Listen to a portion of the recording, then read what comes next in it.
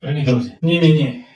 Ніяких екстрених включень сьогодні немає. Звичайний запис після тренування. Яку тему сьогодні хотів підняти? Це контроль прогресії в тренуваннях. Всі знають, що професійний спорт завжди контролює прогрес своїх підданих, чи то спортсменів, за рахунок чи то часу, чи то відстані, чи то ваги, яку вони долають, піднімають, витрачають. А що робити тим, хто займається вдома для себе? І як контролювати цей, звісно, процес. На сьогодні, якщо ми будемо вести мову про підтягування чи відтискання від підлоги, там ми можемо врахувати кількість підходів або кількість повторень. Але ці підходи і повторення теж можна робити при різній інтенсивності, один за одним, або відпочиваючи в періодах по 2, по 3, по 5 хвилин. Цього різна кількість і повторень і підходів буде. Тож, на мою думку, треба трошки переймати напрацювання професійного спорту і використовувати спеціальні гаджети для того, щоб контролювати свій тренувальний процес. Що для цього використовую я? Вже давним-давно я використовую смарт-годинник.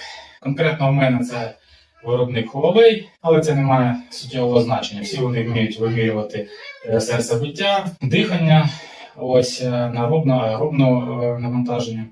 І цього на сьогоднішній день, в принципі, достатньо для того, щоб довіряти цим показникам для власного використання. Перед тренуванням я запускаю старт, в залежності від того типу тренування, який я буду сьогодні виконувати, чи це силовий тренінг, чи це фітнес, чи це аеробний тренінг, наприклад, скакалка.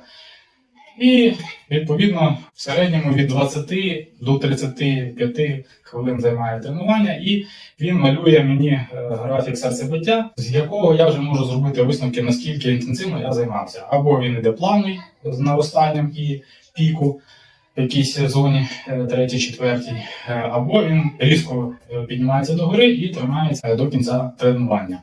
Тобто, дивлячись на цей графік, можна зробити, наскільки якісно, в принципі, ви займаєтесь. Якщо ви постійно знаходитесь в зоні розминки чи то жироспалювання, то ваш тренінг максимум до чого може привести? До того, що ви схуднете в талії.